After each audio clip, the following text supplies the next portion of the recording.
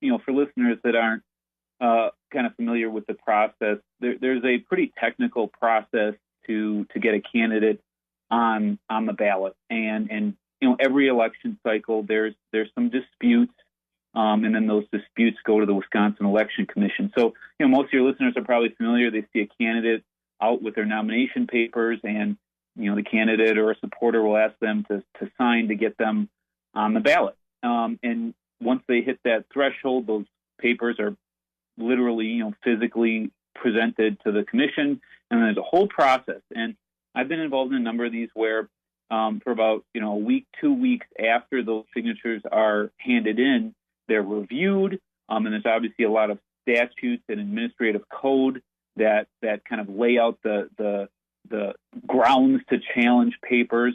And there, let's be clear, there are situations where it's a valid exercise to go through, review those, and then challenge papers, right? We've seen examples.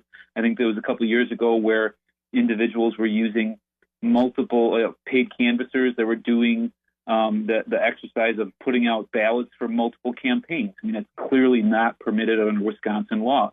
And then you have the obvious situations of people getting individuals to sign that don't live in the district, right? I mean, so I think we can all agree there are going to be situations where signatures should be challenged.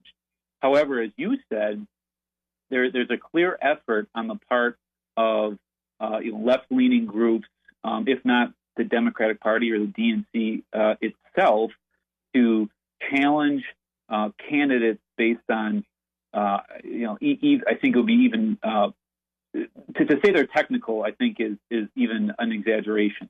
In 2020, there was a challenge, but I think it's even more important, Vicki, to take a step back and look to 2016. So the Green Party candidate, and that's what we're talking about, so the Green Party candidate for president was on the ballot. So in 2016, they were on the ballot. That candidate, Jill Stein, received over 31,000 votes. And so was she going to win the state of Wisconsin? No. But did she play a role? Absolutely. Was she the cause of Trump winning Wisconsin in 2016? I don't know. I mean, there certainly are people that will make that argument, but she certainly played a factor, right? So the Green Party is, probably even left of the Democratic Party, although maybe that point is arguable at this point. But needless to say, she was drawing from the same pool of voters, and so she certainly had an impact.